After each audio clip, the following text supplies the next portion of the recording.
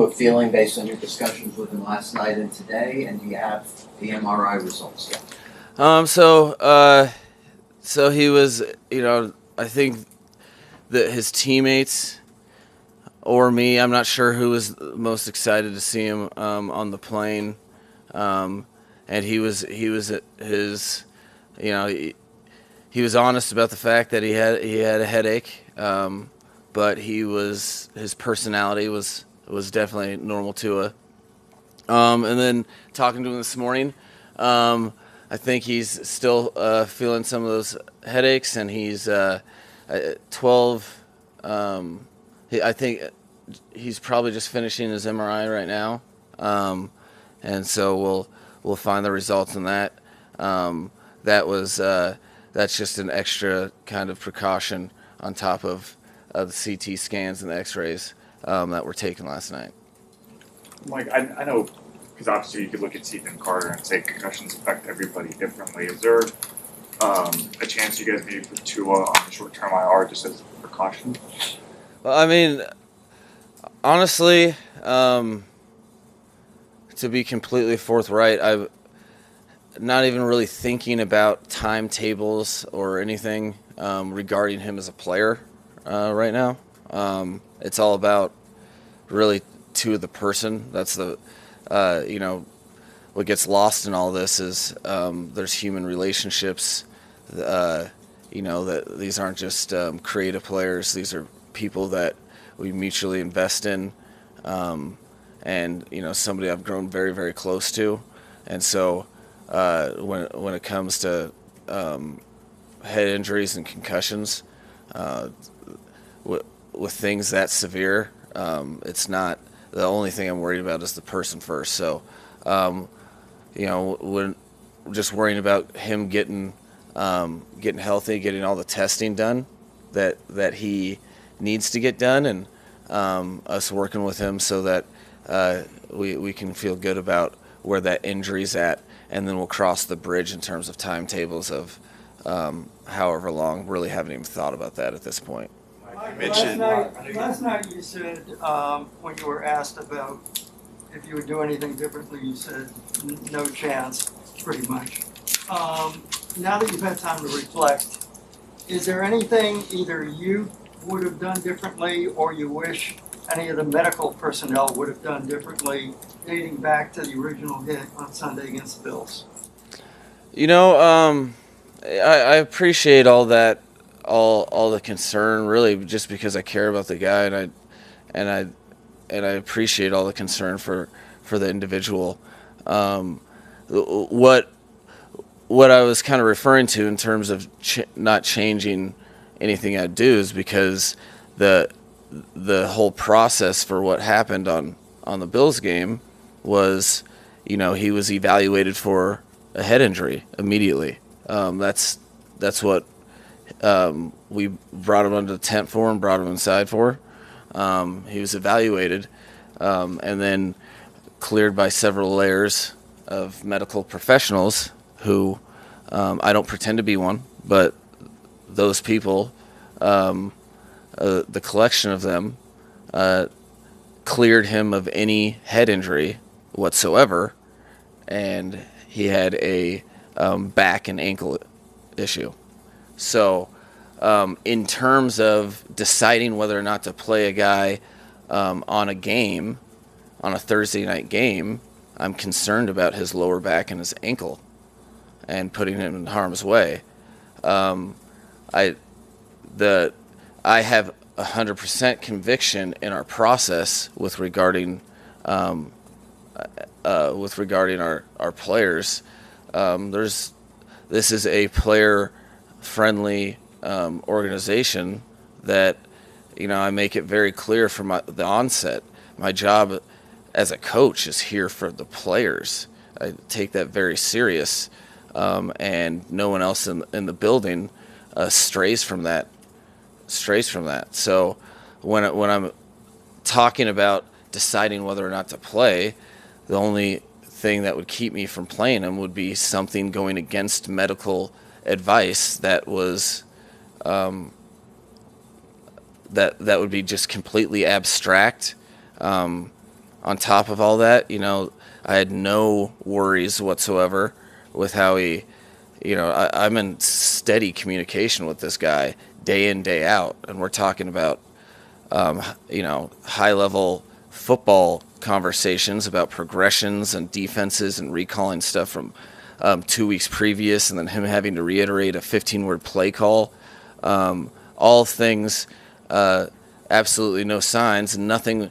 There was no medical indication, from all resources that there was anything regarding the head. So if there would have been, of course, if there would have been anything lingering with his head, I wouldn't have been able to live with myself if I prematurely put someone out there and put them in harm's way. This is a relationship that I have with this human being, so I take that serious, and I wouldn't have put him out there if there was any inclination given to me whatsoever that he was endangering himself from that previous game. Coach, have you talked to last night on the plane? You had conversations with Tua, I presume, and you said he brought his personality with him. Yeah. Can you elaborate for us on? Yeah, well, what he said? Did he talk about the incident itself? We just wanted to get him a little more space. He came up and sat next to me on the flight, and we talked a little bit about the game. I kind of was asking him questions about how he was feeling, and that happened for about 15 or 20 minutes, and then he pulled out his phone and started playing my cult favorite classic movie, MacGruber, that he watched, and was like laughing with me. And he, I think he was just happy to be with his teammates, and all of his teammates were so elated. I mean, this was a scary, scary situation for all of us. I'm sure you could tell by the way that his teammates' body language and everyone that was on the field, and it was something that did not just go away once the game restarted. So all of his teammates were absolutely elated to see him on the field or on the plane. He was elated, brought him some joy, which was good to see. Is one of the reasons you get into team sports. Mike, you mentioned the human element of it. Can you describe maybe the last 12 hours for you, for your team, just kind of dealing with all of this? Yeah, it's one of those things that you recognize is part of my job. So I kind of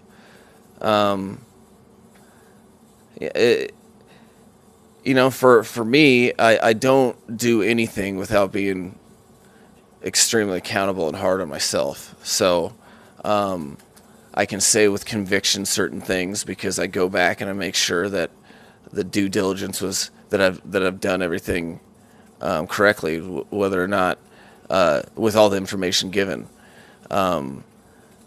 Football is a unique sport. It's one of the reasons we love it.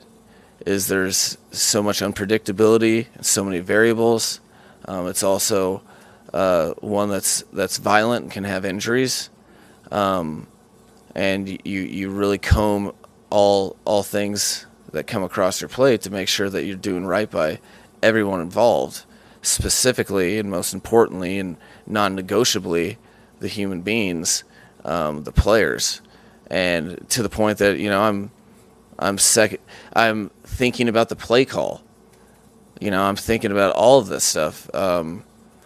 And it's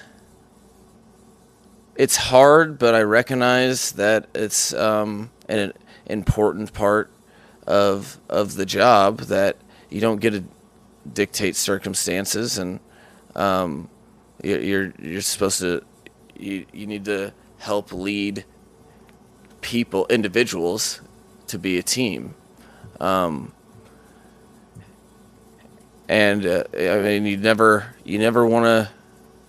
I don't know. I don't think I'll ever be comfortable I'll ever get used to. It will never feel normal for me personally, and the type of person I am that I know you guys are just starting to learn, is I'll never be comfortable with a player getting carted off the field. Ever. It's something you never want to be a part of. And when I put myself there, this is what happens. It's not fun. I'm just really, really, really glad that he's that I can hear normal Tua in his voice, and I know his teammates that have talked to him feel the same way. Mike, Mike. is there a change in the extent of his back injury? Has that been looked at? Is that still a concern? Yeah, no, that's also part of the deal with him. That it is, that and his ankle are still lingering. So those are pieces of concern for player. But again, right now it's more about person, and so we're 100% devoted to worrying about this concussion and having him pass through it in a healthy manner, and then obviously the medical staff will be attending to those other injuries that are on the back of my mind right now. About Tua's head, him hitting his head did not have any lingering effects throughout the week, reiterating the play calls, things like that. But still, he hit his head during that game against the Bills. Was there enough consideration maybe, taken by whether the organization, doctors, both team or independent, that Tua could possibly hit his head again? Do you think there was enough of a measurement there? No, it's a, and again, I totally understand the concern and appreciate the concern, and when I tell you that beyond an eyeball test, which I know for a fact you guys would not be very comfortable if I was just relying on that, and not, I mean, it's the reason why we have tests. He did not have a head injury, so guys hit their heads all the time, and that's why I was adamant about, he was evaluated for having a head injury, and he did not have one. And when I tell you he was in complete mental concert, talking to us through it, and then he played the whole game, and then he did press conference, and then he did media all week, and then he did, but so as far as if I were to sit someone for a medical issue going against medical people abstractly, then when do I play him again? I don't. This was not the timing of all of it, how things played out. I get the optics. I get exactly what it looks like. I understand all of this, and I understand people's concern. But the one thing that I can exude with 100% conviction is that every person in this building had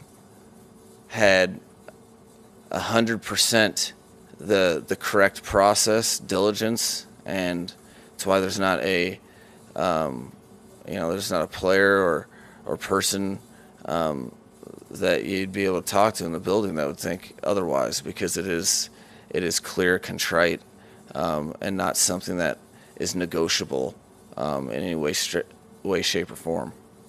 You relayed that to Tua as well, because he's a competitor. If you told him, look, until everything is clear, don't even think about being on the field. Yeah, I mean, I talked to him today, and I reiterated the same thing, because he was bringing up to me, man, I hope I don't miss X, Y, or Z game. And I was like, Tua, let's stop this right now. Don't even think about a game.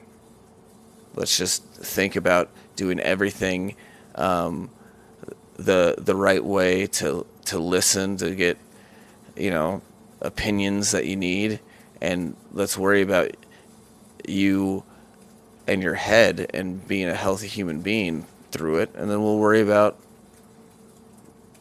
playing football later. But I don't want to have that conversation right now. I didn't really give him that option because it was, again, that was very easy for me to do because that the shape that he was in doesn't stray from you far, again from the human element. So and I think you do have to do that to protect people against themselves in some way, shape, or form. Coach, I know you talked about the timing of it in another question. Is there a possibility with respect to long term that he won't play the rest of the year? Is that or anything that you all have given thought to? Yeah, I can't be, or the most honest and forthright I could be is I literally have no timetable or even thought to it that feels that's where I would feel irresponsible, is even thinking about it. I just want him.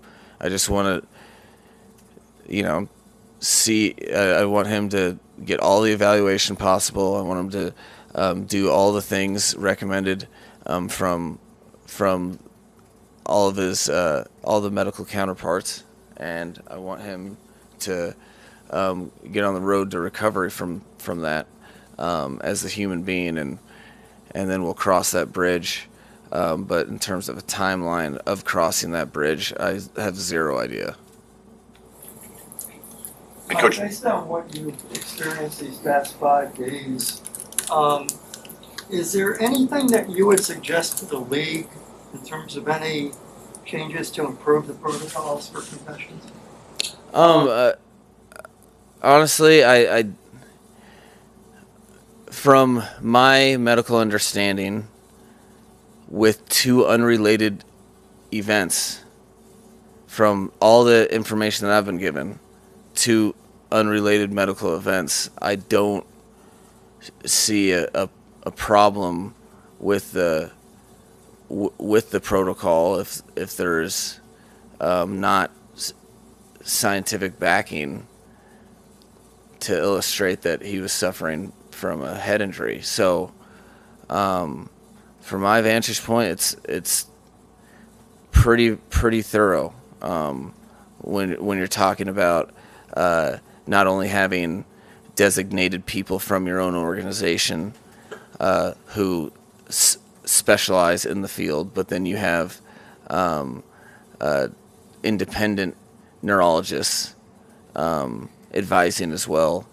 I cannot express it enough. There was this was not a case of, hey, he has these effects, but he had absolutely no head injury symptoms whatsoever once he was evaluated. So I wouldn't be able to, from this case and from this specific situation, draw anything from the protocols for good or bad, except that they are very thorough on the level of anything that has been in the National Football League since I've been in it. Coach, so the protocol is he's not involved in any practices leading up to the Jets game, and he sits out. No, you're in the protocol until you're out of the protocol, which Here at all, or you stay at home, or how's it work? it all depends on where they're at and their significant symptoms. Whether you're sensitive to light, and there's a bunch of different stuff. I know he's he'll be back here in the building this afternoon for a second. But as far as moving forward and we're just going to do what's the best for him.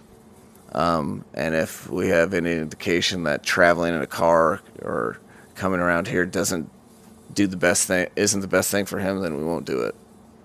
I presume the answer is yes, but Teddy would start if Tua doesn't play. Yeah, no, Teddy would start, and guys have a lot of confidence in him, and guys have confidence in our whole quarterback room. Really, it's one of the strengths of our football team, and I think the guys rely on that. So, Tua, Teddy, and Skylar have formed a great working group, and our guys believe in all three of them. How has Skylar come along over the last month, just observing scout team work, etc.? Yeah, no, he's done it. Skylar's been what you guys know Skylar to be. He's just working constantly, and then when he's on the field, he'll make some plays. So he's in a great spot too. So feel very fortunate to have those two guys. Coach, what's Xavier Howard's status coming off that injury, and if you guys are going to be activating Byron Jones this coming week? These are things that we'll probably revisit at the beginning of the week to see how the weekend unfolds.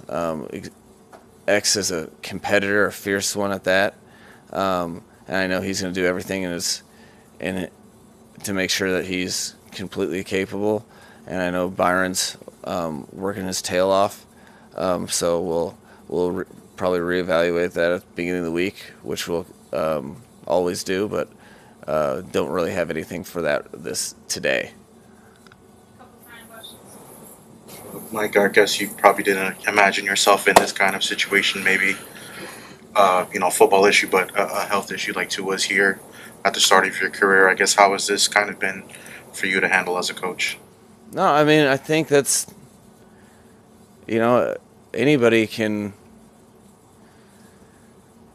I think it's stuff like this that people rely on head coaches for. So I don't really know what shape or fashion it's going to come in. And what, but I don't, I don't expect to just win games and have you guys high five me all the time. I think this is something that I see as you never know what the job is going to kind of entail. It's a very demanding job, all encompassing, but it's also extremely rewarding for that reason. And so it does surprise me, but I would also say that I'm expecting to be surprised on a daily basis. So it's it's part of the deal, and it's unfortunate anytime that you have anything health related on a football team. So I don't really see.